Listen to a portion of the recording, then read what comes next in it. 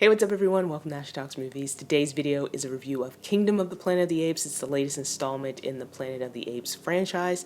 Set several generations after the reign of Caesar, the movie follows a young ape named Noah who undertakes a journey that will cause him to question everything he's been taught about the past and make choices that will define the future for apes and humans alike. Before I jump into the review, a quick plug. If you enjoyed this video, like, comment, and make sure you subscribe to keep up with all the videos I post here on the channel. The last Planet of the Apes movie to come out was War for the Planet of the Apes. That was back in 2017. So it's been several years since we've had one of these movies. And I can't be alone in thinking this, but I remember when Kingdom of the Planet of the Apes was announced, and I thought to myself, why? And that was mostly because I am always a little apprehensive about any sort of prequel, sequel, or reboot. My concern is usually that the studio is just making another movie to make money, which of course they're making movies to make money. But I'm always concerned that whatever they do is not going to be good, or it's not going to really do anything interesting or new with the characters. So thankfully, in the case of Kingdom of the Planet of the Apes, the movie is actually good, and it does some really interesting things with the story to take it in an interesting direction. This one is directed by Wes Ball, who also directed the Maze Runner movies, and as I said in my intro, it's set several generations after the time of Caesar. So what this movie does is it references the legacy of Caesar. Caesar is somewhat present in this movie in terms of that, but it also introduces you to a whole host of new characters and takes a story in a different direction post-Caesar to set things up for subsequent movies. What this movie does really well is it has some incredible world building here. I mean, you're introduced to all these new characters, the main one being Noah, who comes from a clan of apes that raises eagles. And they have their own beliefs and their own traditions. They've established their own community. They've been here a while.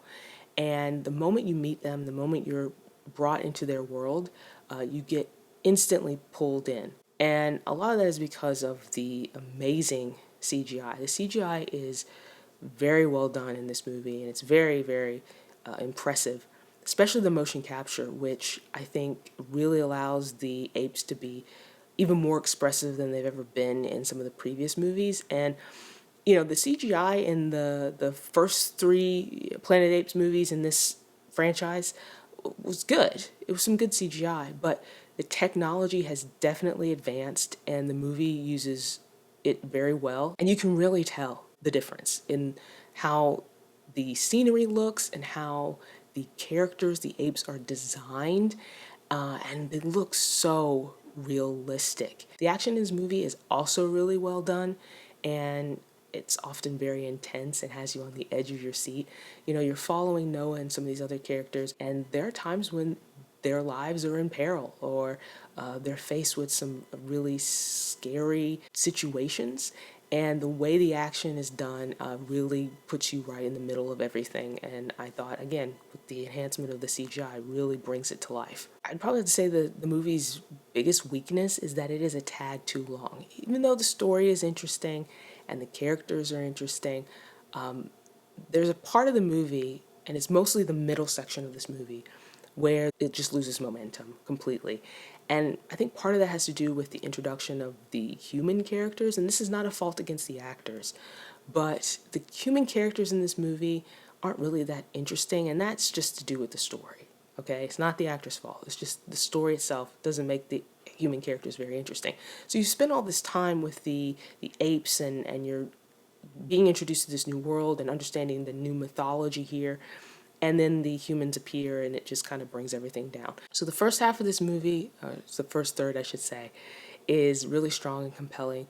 The middle section kind of lags, and then thankfully the third act recovers and it sets up things for, you know, subsequent movies. Now, in preparation to watch Kingdom of the Planet of the Apes, I actually went back and rewatched the first three movies in this franchise: Rise of the Planet of the Apes, Dawn of the Planet of the Apes, and War for the Planet of the Apes.